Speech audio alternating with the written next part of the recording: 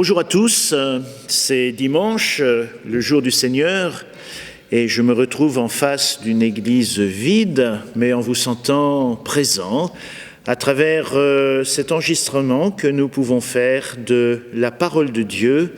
Et je vous proposerai donc un sermon à l'occasion de cette fête du Christ roi de l'univers que nous fêtons ce dimanche 22 novembre. J'ai intitulé d'ailleurs cette méditation « La colère royale ».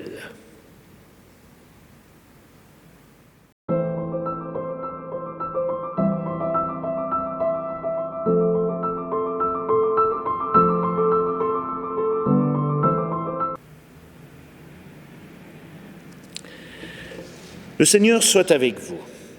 Évangile de Jésus-Christ selon saint Matthieu.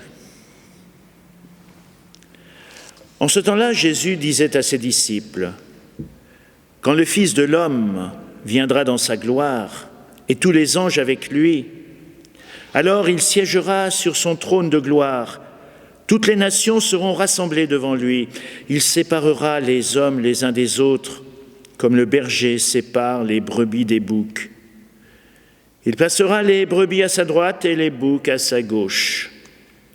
Alors le roi dira à ceux qui sont à sa droite, « Venez, les bénis de mon Père, recevez en héritage le royaume préparé pour vous depuis la fondation du monde.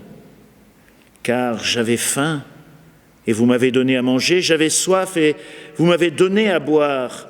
J'étais un étranger et vous m'avez accueilli. J'étais nu et vous m'avez habillé.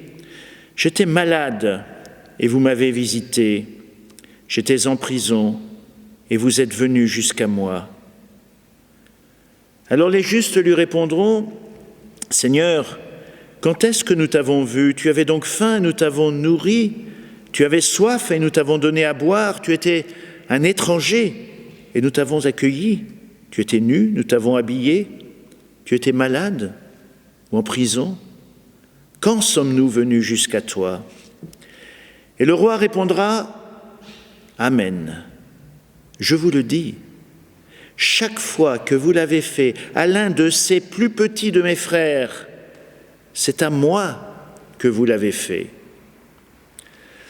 Alors il dira à ceux qui sont à sa gauche, « Allez-vous-en loin de moi, vous les maudits, dans le feu éternel préparé pour le diable et ses anges, car j'avais faim, vous ne m'avez pas donné à manger, j'avais soif, vous ne m'avez pas donné à boire. J'étais un étranger, vous ne m'avez pas accueilli. J'étais nu, vous ne m'avez pas habillé. J'étais malade ou en prison, vous ne m'avez pas visité. » Alors, ils répondront eux aussi, « Seigneur, quand avons-nous vu avoir faim, avoir soif, être nu, étranger, malade ou en prison, sans nous mettre à ton service ?» Il leur répondra, « Amen, je vous le dis, chaque fois que vous ne l'avez pas fait à l'un de ces plus petits, c'est à moi que vous ne l'avez pas fait. » Et ils s'en iront, ceux-ci au châtiment éternel et les justes à la vie éternelle. Acclamons la parole de Dieu. J'ai donc intitulé ce sermon « La colère royale ». En fait, quelle partie du texte avez-vous retenu? Celle qui parle de recevoir joyeusement la récompense infinie, d'entrer dans le royaume préparé depuis la fondation du monde, ou bien celle qui est adressée aux gens qui sont à sa gauche par le juge royal? Allez-vous-en loin de moi, vous les maudits, dans le feu éternel préparé pour le diable et ses anges? On retient bien souvent le message le plus amer, peut-être aussi parce qu'il a été lu en dernier.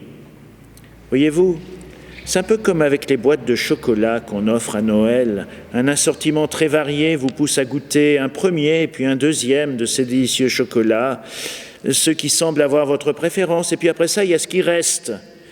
Et quand vous vous dites que vous prendriez bien un petit dernier, celui-là a un goût horrible qui vient vous faire oublier toutes les douceurs qui précédaient. Alors qu'est-ce que l'on fait? Avec cette expression de la colère royale, ils s'en iront au châtiment éternel. Dies ire, dies illa, solvet seclum in favilla. Jour de colère que ce jour-là, disait la liturgie autrefois. Le latin n'ayant pas de secret pour vous, eh bien, ça disait ça. Le monde sera réduit en cendres, quelle terreur nous saisira lorsque la créature ressuscitera pour être examinée rigoureusement. Jour de colère, dies ire, dies illa. Autrefois, les sermons en parlaient assez fréquemment de cette colère de Dieu, le jour du jugement. Ça faisait peur. Et on pensait que la peur du gendarme ou du curé ou de Dieu était le commencement de la sagesse. La peur du radar fait rouler à 49 km/h en agglomération. Nos frères capucins, qui ont maintenant quitté Annecy, s'étaient même spécialisés jadis dans des missions paroissiales, ces sortes de temps forts, dont l'objectif était de revivifier la foi des communautés. Et souvent, pour que leur message soit bien compris par les gens du peuple, ils développaient volontiers ce thème de la colère de Dieu dans une église plongée dans l'obscurité quasi totale, décorée seulement par ce qu'on appelait des vanités, un crâne, un sablier, une bougie éteinte ou des symboles. On raconte même qu'un soir de prédication, un père capucin s'échauffait en chair avec de beaux éclats de voix, des gestes impressionnants. Il n'avait pas son pareil pour évoquer de manière très spectaculaire la colère de Dieu, et il terrorisait magnifiquement l'assistance.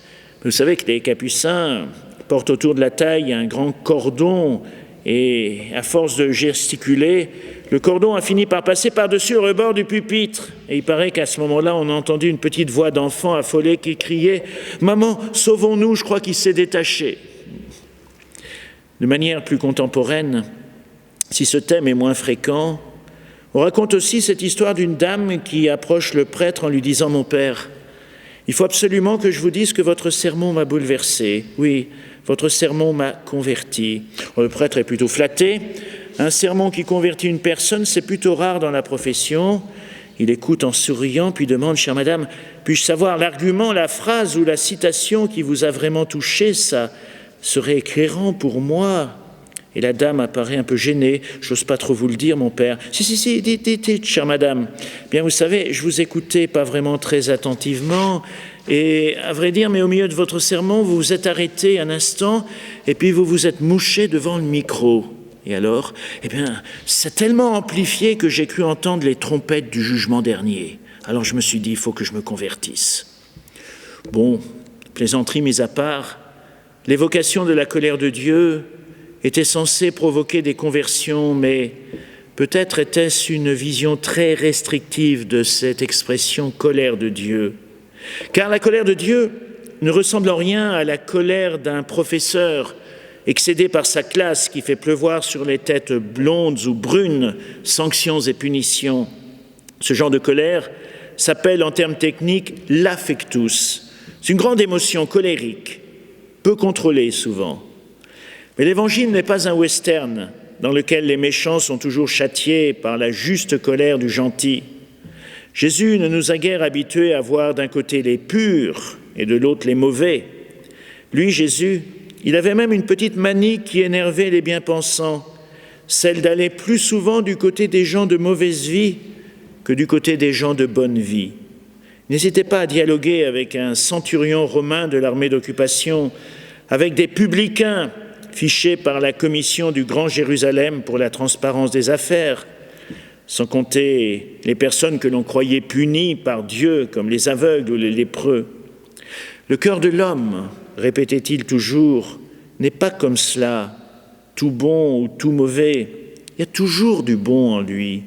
Et jusqu'à l'instant ultime, Jésus croira en l'homme.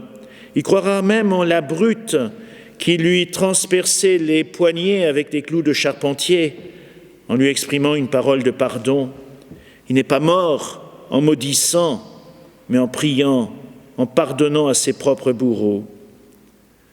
Alors cette colère royale, ce jugement dernier, il ressemble davantage aux sanglots d'un père devant la douleur et la souffrance de ses enfants. Et ça s'appelle non plus l'affectus, sentiment qui monte comme une vague, mais l'effectus, l'émotion de celui qui aime devant ce qui détruit l'harmonie du monde. Le père Aimé Duval, jésuite, chantait jadis de manière très poétique en parlant de la mort d'un gamin pauvre.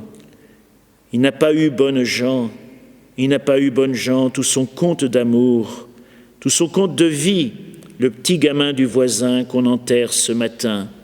Mais la colère gronde sur terre comme au ciel, mais la colère gronde, la colère du bon Dieu.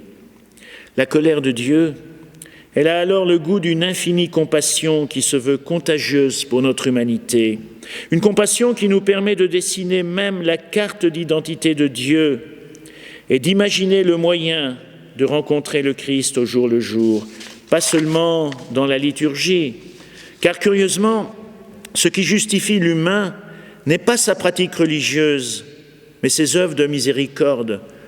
Jésus ne dit pas « Tu as été au culte, rentre dans la joie du Père, mais j'avais faim et tu m'as donné à manger. » C'est aussi simple que ça. Et pour que nous puissions bien retenir la leçon, l'évangéliste rythme toute une série de phrases, toutes construites de la même manière. J'avais soif, tu m'as donné à boire. J'étais un étranger, tu m'as accueilli. J'étais nu, tu m'as habillé. J'étais malade, tu m'as visité. J'étais en prison, tu es venu jusqu'à moi. La colère du roi, la colère de Dieu, c'est donc sa tristesse devant celui qui souffre, non rassasié, non accueilli, non désaltéré. C'est son infinie miséricorde qui ne se satisfera jamais de toutes celles et tous ceux qui n'ont pas leur compte de vie, leur compte d'amour. J'avais faim, tu m'as donné à manger. Et cette belle colère-là, effectus, nous sommes invités à la partager, car elle est bonne nouvelle pour les pauvres qui n'ont pas coutume de recevoir de bonnes nouvelles, cette colère de Dieu qui fait trembler l'ordre parfois trop bien établi dans de superbes indifférences. Colère non pas pour écraser et réduire en cendres, mais pour que nous puissions l'accueillir, lui, le Dieu infini, dans le petit gamin du voisin qui n'a pas son compte d'amour, dans celle ou celui qui a faim et soif ou qui est étranger. Oh, il nous faut du temps pour entrer dans cette logique. Et peut-être ne sommes-nous qu'au tout début de l'aventure chrétienne, même 21 siècles après. Ce que vous faites au plus petit d'entre les miens, c'est à moi que vous le faites.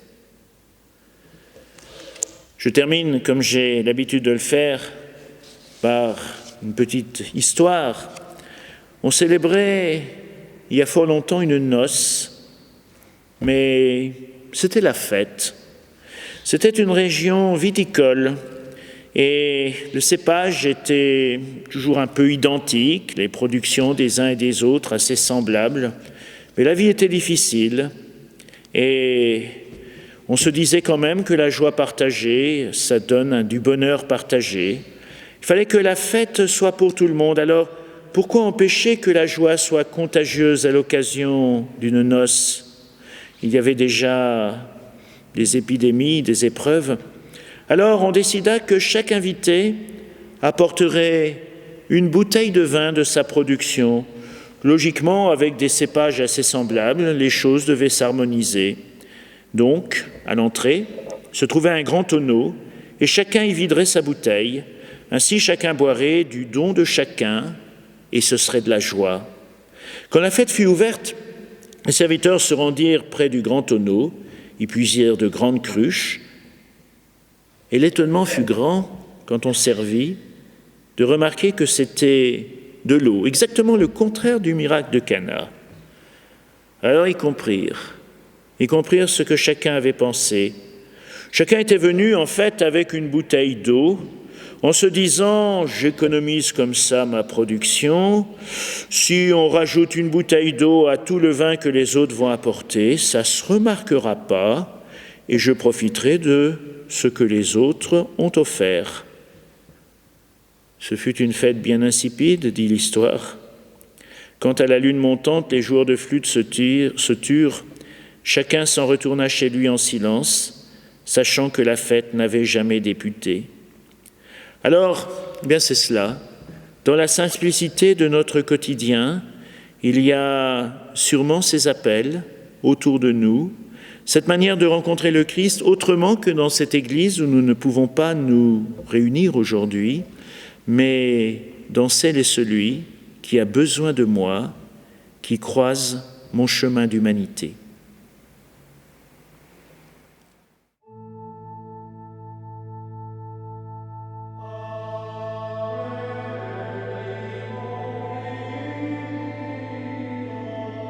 Notre Père qui êtes aux cieux, que ton nom soit sanctifié, que ton règne vienne, que ta volonté soit faite, sur la terre comme au ciel.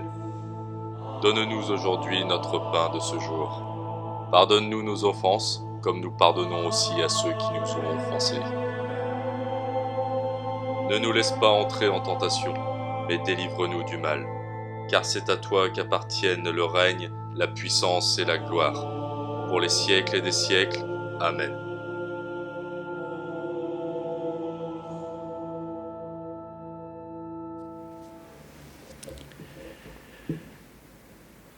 Eh bien, à l'issue de notre rencontre de ce dimanche, sentons-nous envoyés par cette colère royale si positive, par ce désir de Dieu de croire en nous, de nous croire capables de partager ces sentiments de tristesse vis-à-vis de celui qui a besoin. Cette invitation à nous sentir toujours plus proches de ceux pour qui nous pouvons faire quelque chose, avec qui nous pouvons partager quelque chose, donner et recevoir.